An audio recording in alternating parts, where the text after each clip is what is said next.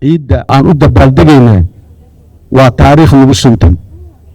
26 juun maantaad maqasho Soomaaliyaad maqlaysaa 1 Juulaay maantaad maqasho Soomaaliyaad maqlaysaa karama haraan xooggeennii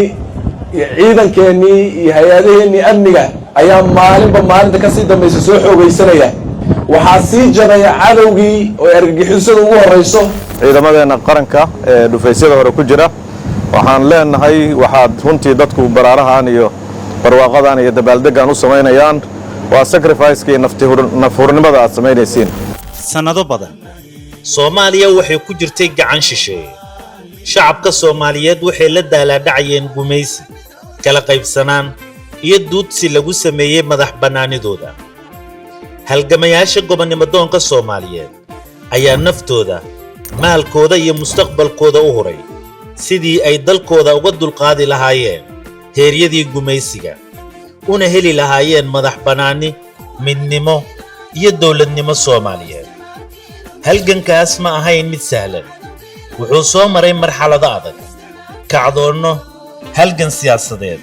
iyo nafurnimo ay hormuud u ahaayeen halyeeyo Soomaaliyeed ururadii wadaniga ahaa ee SYL iyo dhaqdhaqaaqyadii gobonnimadoonka ayaa mideeyay shacabka iyagoo dunida tusay in Soomaalidu ay xaq u leeyihiin inay ka tashadaan aayahooda maanta 66 sano kadib madax banaanidii la hantay Soomaaliya waxay mar kale ku jirtaa halgan kale haddii shalay lala dagaalamayay gumaysi shisheeye maanta waxaa socda halgan lagu difaacayo madax banaanida midnimada iyo jiritaanka qaranka laguna ciribtirayo argagixisada caqabada ku ah nabadda iyo horumarka dalka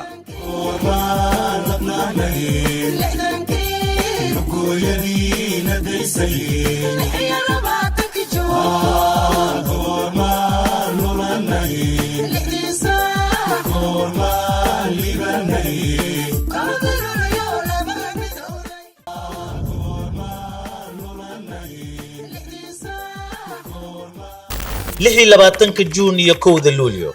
waa maalmo dahabi ah oo ku suntan taariikhda Soomaaliyeed waa maalmo lagu xusuusto halgankii dheeraa ee lagu hantay madax banaanida iyo midnimada ummadda Soomaaliyeed 26 Juun 1960 gobollada waqooyi waxay madax banaanida ka qaateen gumaystihii Ingiriiska maalmo yar kadib 1 Luulyo 1960 gobollada koonfureed waxay madax banaanida ka qaateen gumaystihii Talyaaniga sidoo kale waxay ahayd israacii labada gobol ee waqooyi iyo koonfur oo ku midoobay jamhuuriyadda Soomaaliya waxaana hirgashay riyadii ay muddo dheer ku taamayeen shacabka Soomaaliyeed maalmahaas waxay noqdeen iftiinka qarannimada iyo bilowga dawlad Soomaaliyeed oo madax bannaan waxaynu nahay Soomaali baan nahay maanta waxay nahay xor talada iyada gacantana ay noogu jirtaa waqtiga kan aan idin la hadlayo waxaad tihiin xor 1960 habeen 6 saac 26 Juun habeen 6 saac waa habeenkii lagu arkay koonkan calan Soomaaliyeed ee ay leedahay ummadda Soomaaliyeed 1 Luulyo 1960 6 saac waxa midoobay labadii gobol ee ummadda Soomaaliyeed ay ku kala haysteen gumaystayaasha Ingiriiska iyo Talyaaniga inkasta oo burburkii dawladdii dhexe ee Soomaaliya sanadkii 1991 uu saameyn weyn ku yeeshay hay'adihii qaranka isla markaana ay burbureen ciidamada qalabka sida ee lafdhabarta u ahaa amniga iyo difaaca dalka haddana waxaa la bilaabay dadaalo ballaaran oo dib loogu dhisayo ciidanka qaranka sanadihii ugu dambeeyay waxaa la xoojiyay tayeynta tababarada iyo qalabaynta ciidamada iyadoo la dhisay ciidan qaran oo leh karti aqoon iyo wadaniyad burburkina wuxuu noo keenay dhibaato badan waayo ciidan kaliya lagama burburine qarankeena baa laga barbaray shacabkeena xataa barbaray ciidankeena hadda waa meelaha ugu fiican oo mara u baahan tahay kaliya in shuruucda la adkeeyo waana waxa lagu tala jiro waxaa noo yimid burburkii aan soo galnay burburkii ciidankii uu kala daatay ilaa hadda watan weli abaabulkii aan sii wadno muddana way qaadatay abaabulkii weli aan ku sii jirnaa waxaana rajaynaynaa kolley in la guulaysto oo aan gaarno shalay ciidankayga meeshuu joogay inaan gaarno ayaan rajaynaynaa madax bannaanidii la hantay sanadkii 1960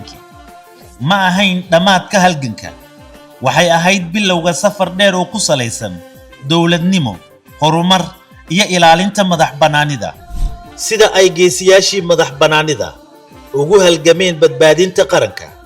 maanta waxaa jira geesiyaal kale oo u taagan difaaca Soomaaliya kooxaha argagixisada waxay muddo dheer isku dayeen inay carqaladeeyaan nabadda amniga iyo dawladnimada dalka waxay beegsadeen shacabka horumarka iyo rajada jiilasha cusub laakiin waxaa ka hortagay geesiyaasha ciidamada qalabka sida ee Soomaaliyeed ciidamadu waxay qaadeen mas'uuliyadda qaranka ee difaaca dalka ilaalinta shacabka iyo sugidda mustaqbalka Soomaaliya suurtagal ma aha 18 sano in ilmo yar oo kaba dacasa wata iyo sandal isqarinaya gafuurkooda qarinaya waalidkood ku soo caasiyay diinta islaamku ku xadgudbay dalkooda aan laga jeclayn dadkooda aan laga jeclayn in dadka noocaasi ayna wareeriyaan suurtagal ma diyaar ma u nahay inaan iska qabano kuwaas dooqa kaliya leeyahay waa dalkaygu nabada min diirada dul saartiyo ma aqbalo damaaciga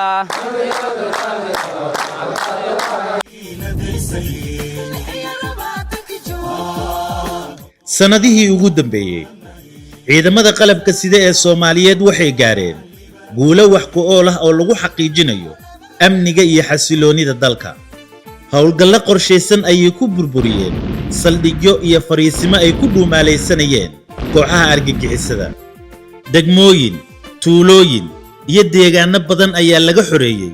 cadawgii muddada dheer dhibaateeyay shacabka Soomaaliyeed meelihii cabsida ka jirtay waxaa laga hirgeliyay adeegyo dawladeed bulshooyin badan ayaa dib u helay nolol iyo rajo cusub guulahaas kuma iman si sahlan waxay ku yimaadeen nafurnimo geesinimo iyo dhiigga ay u daadiyeen geesiyaasha Soomaaliyeed guul aa gaarteen adinku u dabaaldegaayo nafurnimo iyo dadaal iyo karti iyo firfircooni aa muujiseen ciidanka xoogga dalka Soomaaliyeed ballan u qaada shacabkan ballantu u qaadana waxay tahay inuu u dhinto u dhaawacmo say ayaga nabadgelyo u joogaan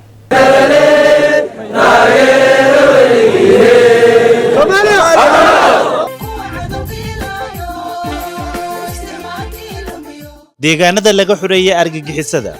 ciidamada waxay ka qayb qaateen dib u soo noolaynta adeegyada bulshada amniga iyo xasiloonida waxay caawinayaan shacabka waxay dhiirigelinayaan wadajirka bulshada waxayna sugayaan jabi nabadeed oo lagu ambaqaado horumarka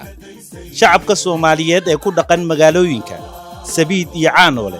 Mubaarak Awdheegle iyo Baydhabo iyo guud ahaan deegaanadii laga xoreeyay argagixisada waxay muujiyeen taageero joogto ah oo ay la garab taagan yihiin geesiyaasha qaranka hooyooyinka Soomaaliyeed waa tiirka adkaysiga bulshada waxayna soo saareen geesiyaal dalkooda difaacaya waxayna wali barbaarinayaan jiil cusub oo u taagan difaaca dalka iyo ilaalinta qarannimada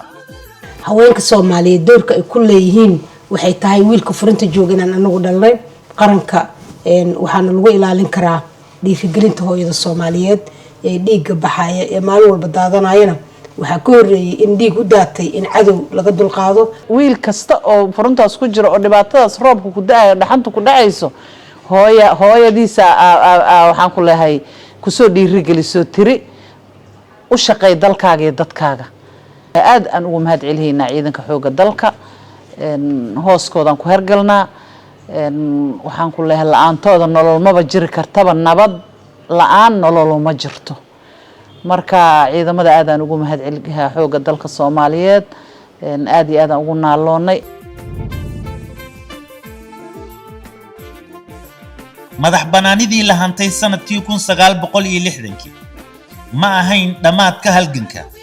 waxay ahayd bilowga safar dheer oo ku salaysan dawladnimo horumar iyo ilaalinta madax banaanida maanta dhalinyarada Soomaaliyeed waxay lafdhabar u yihiin ciidamada qaranka hay'adaha dawladda iyo horumarka dalka si ay uga dhabeeyaan mas'uuliyadda ilaalinta dhaxalkii ay ka tageen halyeeyadii madax banaanida isla markaana ay u sii wadaan himilada Soomaaliya xor ah midaysan oo nabdoon waxaynu maraynaa xilligii aynu ugu fiicnayn waxaynu ka soo gudbaynaa oo ka soo noolaanaynaa burburkii waxaanu soo gudbaynaa dhismo xooggeenii iyo ciidankeenii iyo hay-adaheennii amniga ayaa maalinba maalinta ka sii dambaysa soo xoogaysanaya waxaa sii jabaya cadowgii oo argagixisada ugu horrayso iyo wixii daba socday oo dhan ciidda aan u dabaaldegayna waa taariikh nagu suntan 26 juun maalintaad maqasho Soomaaliyaad maqlaysaa 1 Juulaay maalintaad maqasho Soomaaliyaad maqlaysaa kala ma haraan sidaas daraaddeed waxa aan naga haraynin oo saas ah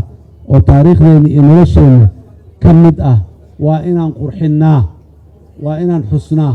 waa inaan cashara ka barannaa wixii la soo dhaafay oo aan sheegnaa waxa soo socda sanadkan 2026 toddobaadka madax banaanida dalka